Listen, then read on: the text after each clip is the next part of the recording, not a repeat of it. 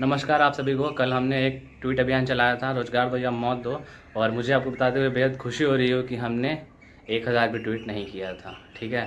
और ना ही हमारा ट्वीट ट्रेंड में आया था, और आएगा भी कैसे, क्योंकि सबने तो यही सोच लिया था कि मेरे एक ट्वीट करने से क्या फ़र्क पड़ेगा। भाई मैंने सबसे अपील किया था कि आप सबको ट्वीट करना है, लेकिन मैंने खुद के जानने वाले लोगों में से जब पूछा कि भाई आपने ट्वीट किया, तो उन्होंने एक्सक्यूज़ दिया, हाँ भाई कर दिया। जब मैंने उनसे स्क्रीनशॉट मांगा तो उन्होंने कहा भाई मेरी आईडी लॉगिन नहीं हो रही है। तो किसी ने कहा कि भूल गया था भाई, किसी ने कहा कि नहीं भाई, किसी ने कहा कि तुमने तो किया ना। तो इस तरीके से हमने किसका भला किया? खुद का ही किया। जिन्हें लग रहा है कि वैकेंसी आ जाएगी, उन्हें अच्छी बात है, आ जाएंगी तो सबके लिए होगा। मुझे लगता है ना कि शायद कुछ लोगों ने ये सोच लिया था कि वैकेंसी के लिए कुछ लोग हो हल्ला करेंगे और वैकेंसी आएगी तो सबके लिए आएगी। ऐसा थोड़ी ना है कि जिनने ट्वीट किया सिर्फ वही वैकेंसी भर पाएंगे। और अगर आपको याद हो तो पिछले सीसीएल की वैकेंसी में लगभग 3000 बच्चों ने फॉर्म भरा था, यानी कि और उनमें से कितनों का जॉब लग गया होगा? 100 लड़कों का। तो आप मान लीजिए कि अभी भी हमारे पास 3000 लड़के थे जो बैठे हुए हैं बेरोजगार। तो अगर उन सब लड़कों ने मिलके भी अगर 5-5 ट्वीट किया होता, अगर हर लड़के ने 5 ट्वीट किया होता, तो हमारे पास कुल 15,000 ट्वीट हुए होते। और अगर उन ट्वीट को रीट्वीट किया गया होता तो फिर वो शायद संख्या 20,000 या 25,000 हो गई होती। इतना ट्वीट करने पे कोई भी हैशटैग ट्रेंड कर जाता है। 25,000 अगर ट्वीट हुए होते, अगर कोई हैशटैग 25,000 बार अगर लिखा जाएगा तो वो ट्रेंड कर चुका होता। शायद हमारी बात कोल मिनिस्ट्री तक या सीआईएल के जो सीएमडी हैं उन तक हमारी बात पहुंची होती, लेकिन नहीं हुआ ऐसा, लोगों ने ट्वीट ही नहीं किया।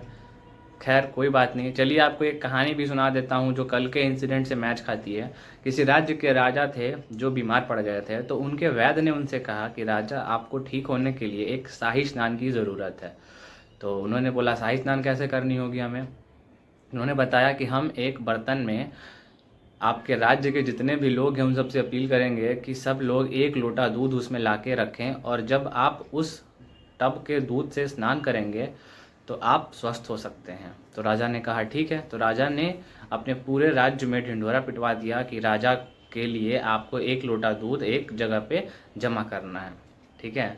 तो सब ने कहा ठीक है, सब अग्री हो गए। एक कंटेनर बनाया गया जिसको ढक दिया गया, और उसके बाद जब दूध डालने की बारी आई तो एक इंसान ने सोचा कि सब जन तो 1 लोटा दूध लेकर आएंगे, अगर मैं उसमें 1 लोटा पानी डाल देता हूँ तो किसी को क्या पता चलेगा।